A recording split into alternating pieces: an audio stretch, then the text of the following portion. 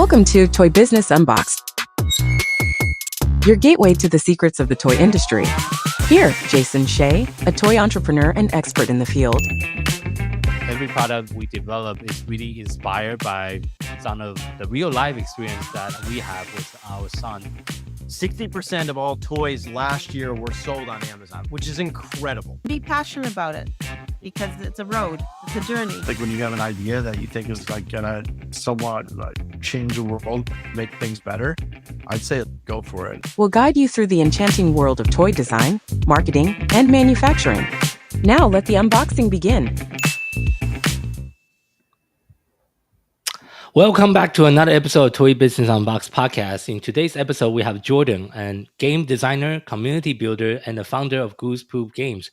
What started with a solo venture in Portland, Maine, has grown into a local movement based on spreading possibilities and accessibilities through board games and tabletop games. With a background spanning from UX to marketing to even militaries, Jordan really brings a unique skill set to the world of indie game publishing. So thank you so much for joining us on the podcast today, Jordan. Hey, thanks for having me. So, will you mind starting out with just sharing your background a little bit of like what were you doing before you start getting into like publishing your own games?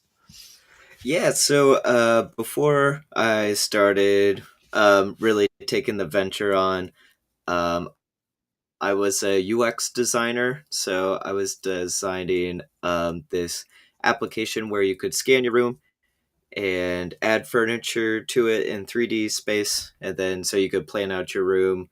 And I made a whole shopping cart system, and so people were ordering furniture and stuff through there. So I was kind of programming and also UX design, so focused on a lot of accessibility.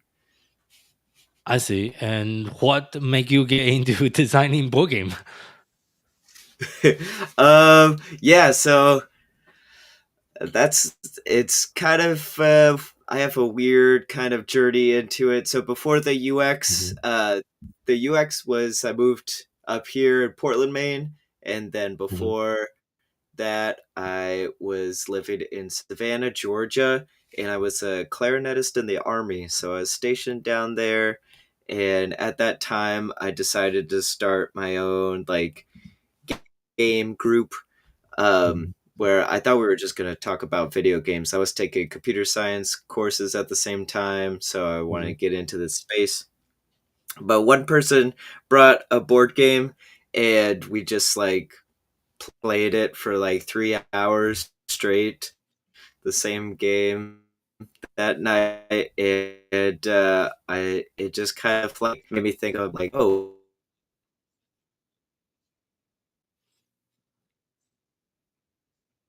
I didn't go crazy and buy a whole bunch of games, but basically started a board game group, and I just really enjoy the space. I started with the video games first, so I was doing a lot of game jams, which is basically complete a video game within like a weekend. Oh, okay.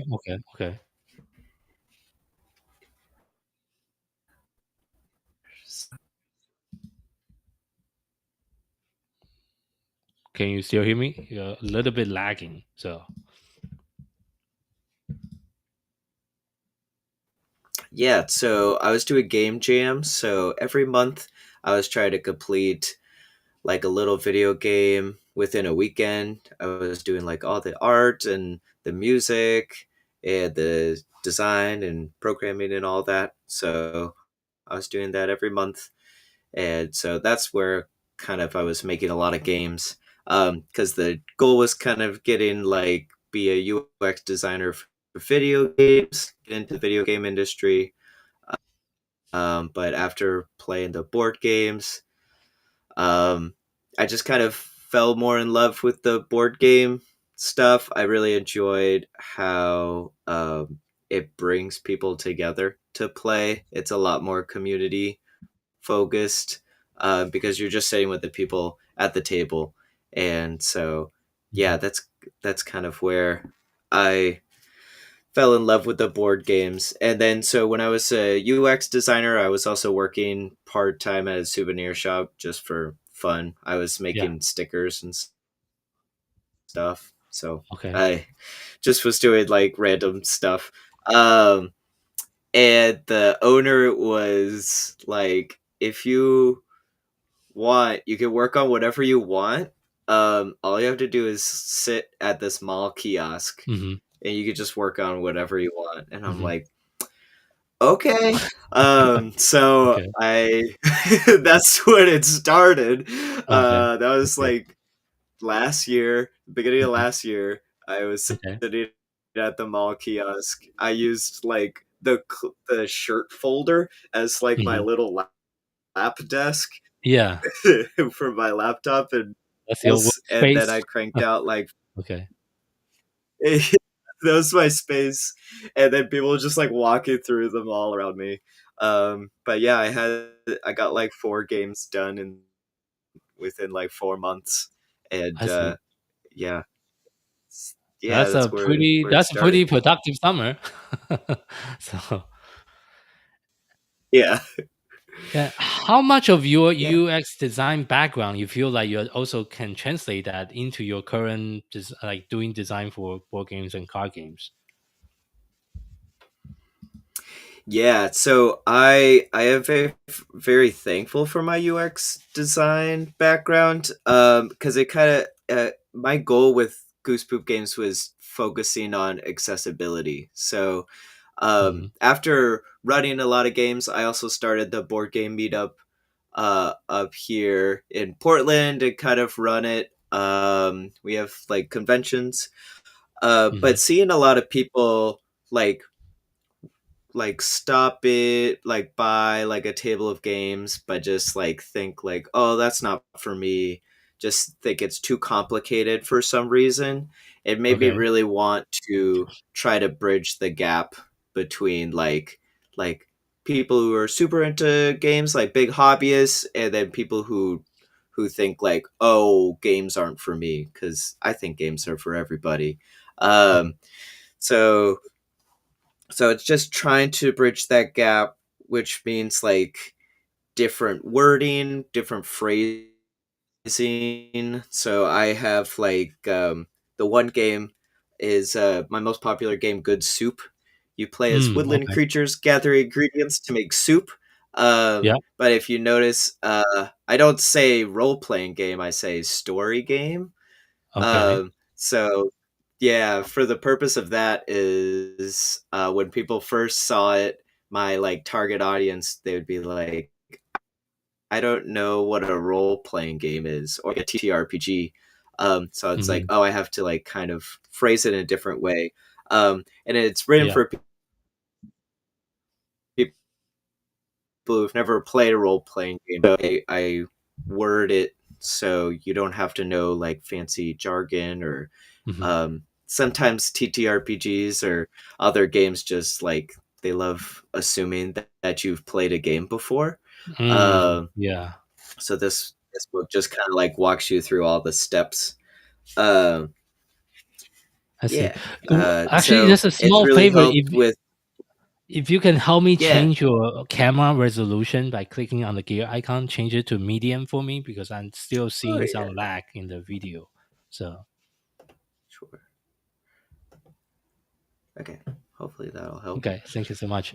So besides Goose Soup, I know you have a few other games as well. Can you also kind of talk about some other games that you have designed and created? Yeah, so I have the like TTRPGs like Good Soup where I like print and hand make them, and then I have these little card packs where so I have like Pigeon Chess, Big Stretch, and then Choosy Goosey.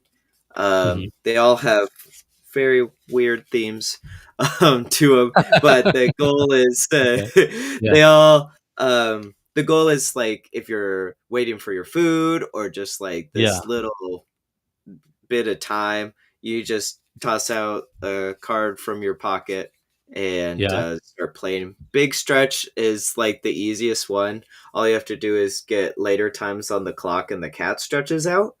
um, Oh, right there. okay. Yeah. So the arms keep going longer and longer, and then so it kind of plays like blackjack. And then choosy goosey, you're trying to get sets of goose clothing, and the neck gets Oh, longer. So okay. just kind of weird and wacky.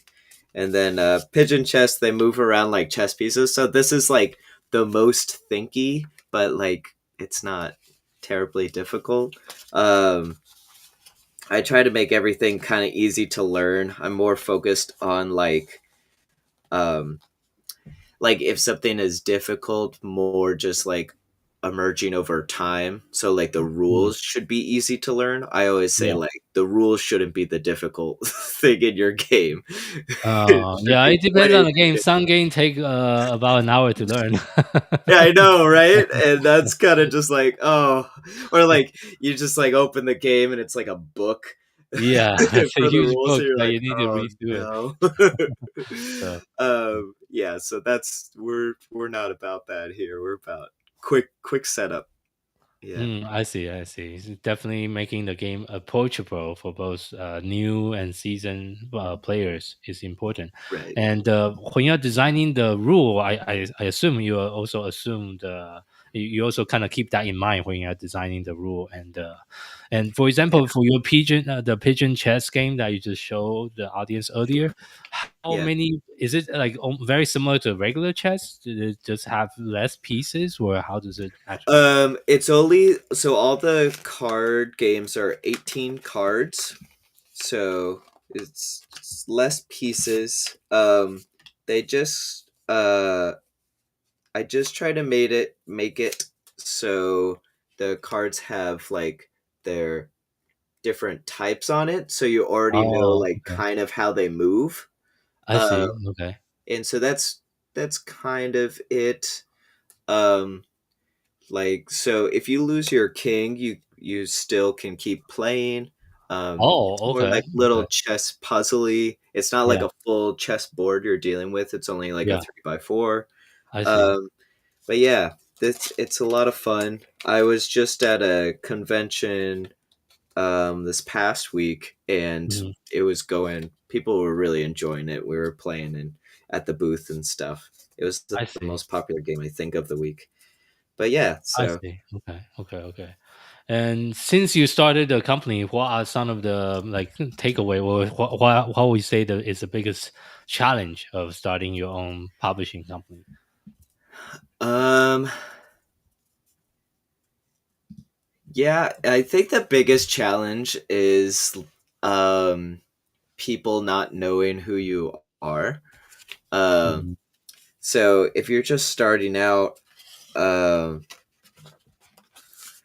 it could be a little difficult to get like people interested, people getting traction.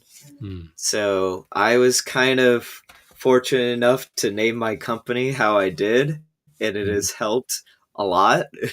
Oh, It's kind of like okay. it's kind of its own thing. Like Yeah. so, like goose poop, I'll be at just like a random pop-up market somewhere. People just stop by just for the name, just like Oh, okay. see Yeah. like what is going on. And so and I then I'll see. just get them with like a Yeah. game or some art and stuff. So I yeah. see. I see. Interesting.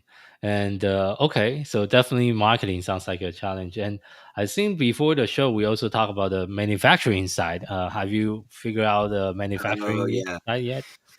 Yeah, so manufacturing, I my strategy was kind of like, I mean, my strategy for a lot of the business was to start as small as possible. Hmm. So, um, I was trying to figure out like what my skills are, what can I do, and Yeah. then I would make the games based on the skills I have available to me. Okay. So I wouldn't be like my I wouldn't go off and say, "Oh, my first game is this giant fantasy epic that's 500 pages and needs gallons of art." It's like, no, I can't do that. So I'm not gonna Yeah. do Sure. Sure. it. Sure. I Yeah. can't make that. Okay. So I was like, oh, my office printer prints paper pretty good. I'm gonna Mm, print little books I and see. cut them Okay. up Yeah. and make them look kind of nice and fun for people. So yeah, just knowing like the scope. For the card games, it's a little bit trickier Mm, because I'm still not I'm still not manufacturing in mass quantities okay. yet.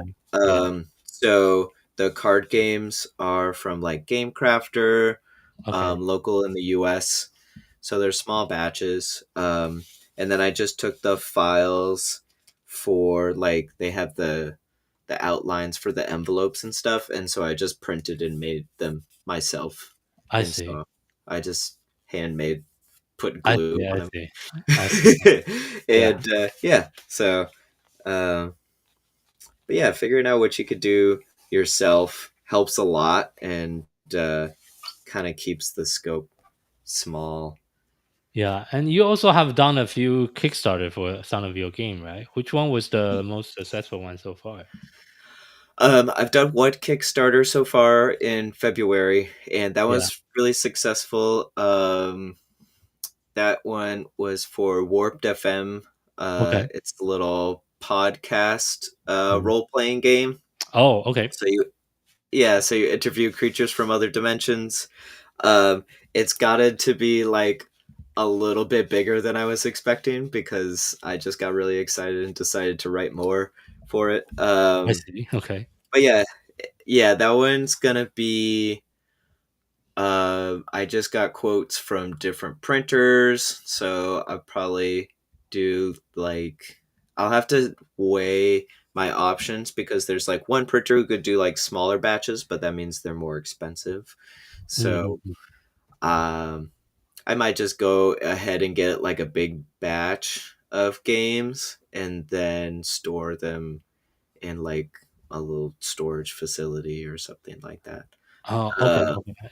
and then hand deliver it. But I'm also looking into like scaling more, so like Amazon warehousing, other different kind of warehousing as well, and distribution. Mm. Um, I see. yeah, I see. but Yeah. and then And for go ahead. like other, yeah, I kind of planned my Kickstarters like a year ahead of time. So Mm. the Warp FM was a really big learning experience because it was my first one. Yeah. So doing it, I'm like, oh, this is a lot more work than I realized, and a Yeah. lot more Yeah. stress. Sure. And so like after I like it went live, I'm like, I don't want to talk or see You want to do it for a anybody. while? Yeah. I'm I dead. see. Um, but yeah, it was a lot of work, but I'm really grateful for like the people that supported it and backed it, and it's like 1,000% funded, so Mm. it's really great. But yeah, the next one's I think I'm gonna do another little role playing game, definitely focusing on smaller scope on this one for October, a little spooky game, and Mm. then another role playing game in February where Mm. this one's going to be more pushing like an upper scale of like production Okay. where it's going to look like a diner menu where it's like laminated on the front and back and it's Oh, spiral bound. okay. Yeah, it's going to look cool. And then it's going to have like rip out player sheets and stuff. So it's all going to be in the book. I So see. that'll be cool. Yeah, definitely gonna be the more expensive, even though it's not. I don't have super expensive games, but it's gonna be more expensive. And then I'm shooting for May for like my first big board game where the box Mm. is gonna be kind of like Oh, much bigger. Okay. That's for next year. yeah, Mm. yeah, it's gonna be a lot bigger. Um, and I was kind of debating if I want to wait on that or not, but Mm. it's kind of like a personal like is this Are my own mental obstacle? are you Like going should to I do just a Kickstarter for it as well? yeah, I'm gonna do a Kickstarter for it. Okay. For like a game that size I kinda have to.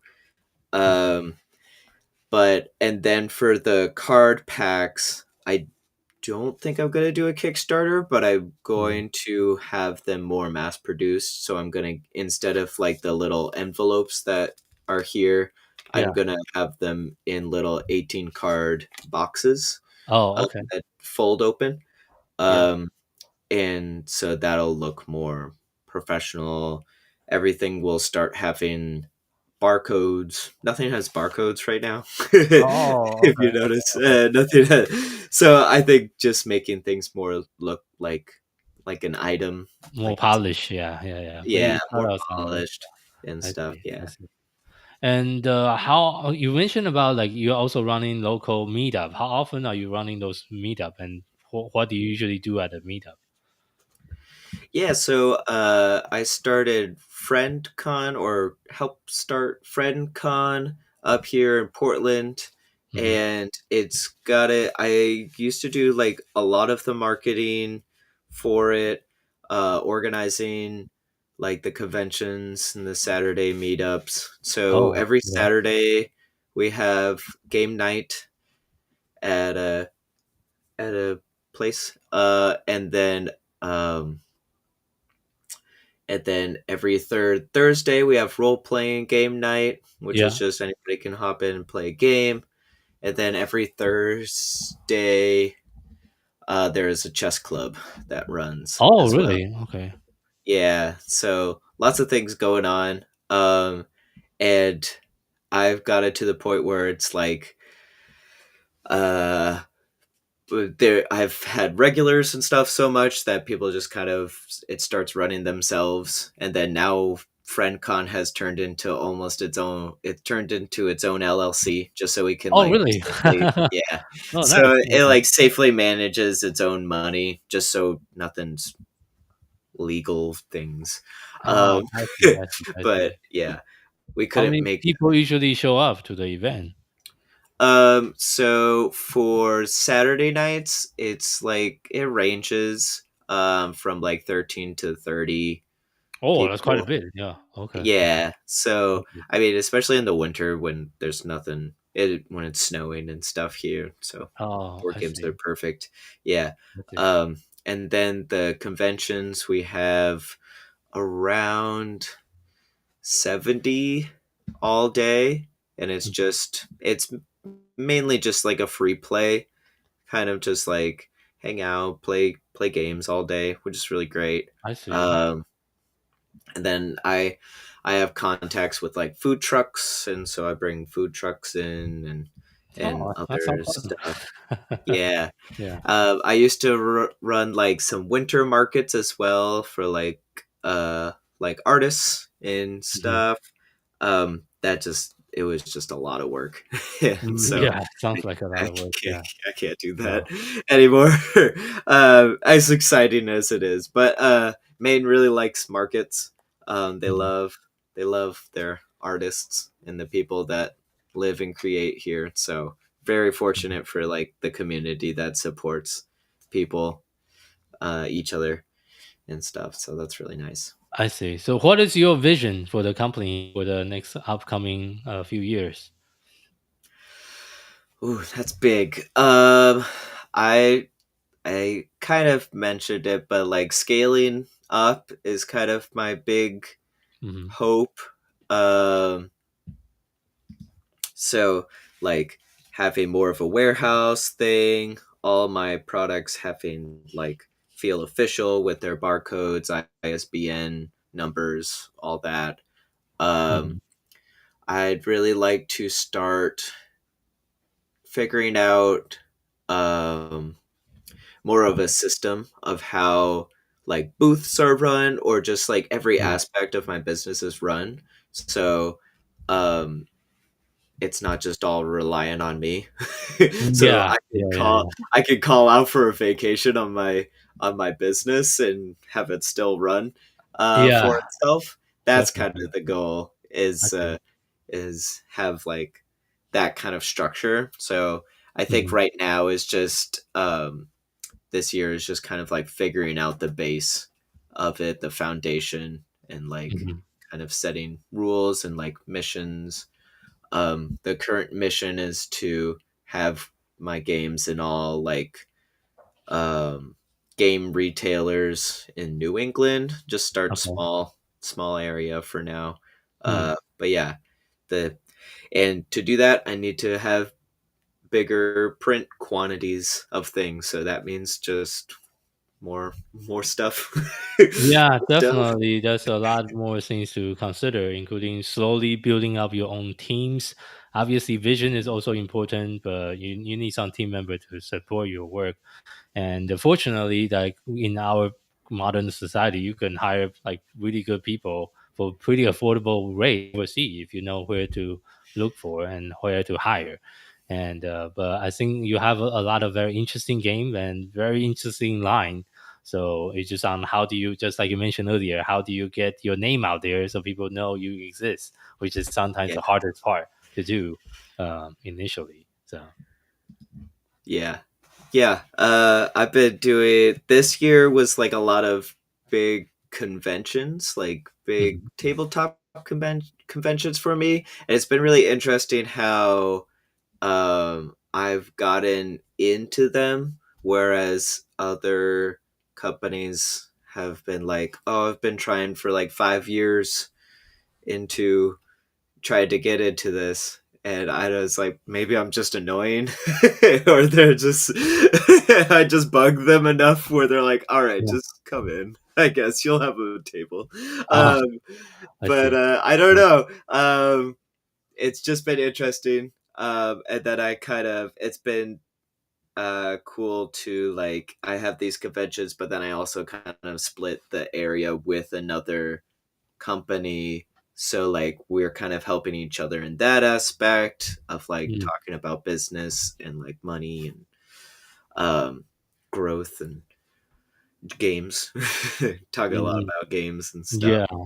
Yeah, for sure. Makes sense. And it's been Yeah. interesting seeing how like because I've done like a lot of retail now with the souvenir shop, Mhm, seeing how people sell their things mhm, has really like I've learned how I want it. Like, if I have helpers, mhm, I need to kind of outline how they should act and stuff around people, treat people. So when people are coming to the Goosepoop booth, there it's the same experience every time. Like you get like a welcoming, hey, how's it going? And then like accessibility and just like explain mhm. how things are. Um, a very I have a very joyous, charismatic way about me. So making Mhm. sure everybody who works there has a good way about them. Yeah, Yeah, yeah, that, definitely have a standardized process for training, which is very important, right. especially if you want to have a consistent kind of a customer experiences with people that's interacting with your company. So, and what other trade show are you planning to attend this year? So the next one is Gen Con. So Hmm. that one is in Indianapolis. That is the end of this month. Hmm. So that's the biggest tabletop convention in the US. So it's gonna be a lot of people. I'm gonna be joining. There's the indie game developer network that I'm a part of. Okay. So I'll just have my stuff at their table and work there, which is really nice. They give you like a free um, room and pass if you work the table, and then I'll be running games and then just connecting with a lot of people that are in the space. And then I have another show in October. Um, that I'm saying all the big shows, but I have markets that run like every other weekend. Oh, okay. in, in Maine, um, local stuff. But yeah, the next Mhm. big show is Game Hole Con in Madison, Wisconsin. That's gonna be a little bit of a drive, but it'll be fun. Gonna be a lot more role playing game creators there, so it'd be nice to like Mhm. see people I've been chatting with online and connect with other like um, people who have been in this industry for a lot longer than I have, so that'd be nice to connect. Um, and then the next big one is in November, and that's PAX Unplugged. Excellent That's plus. another really big Yeah. one. Okay. Yeah, Yeah. that's probably my favorite show. The drive isn't that crazy because it's in Philly. I actually got a booth for that one, so that's really exciting. It's my first time having a booth. Last year was a lot of fun. I have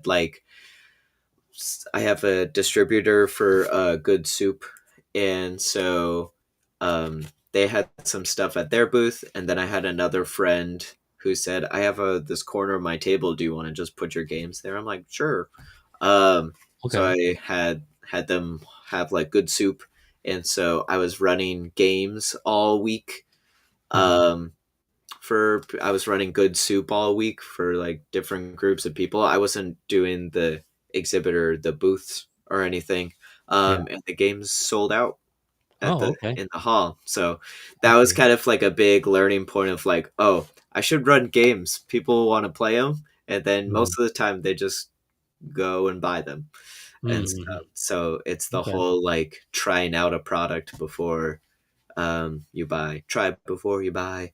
For sure. Um, Yeah. yeah. So that was a great learning point. So I'm gonna be running more games and stuff.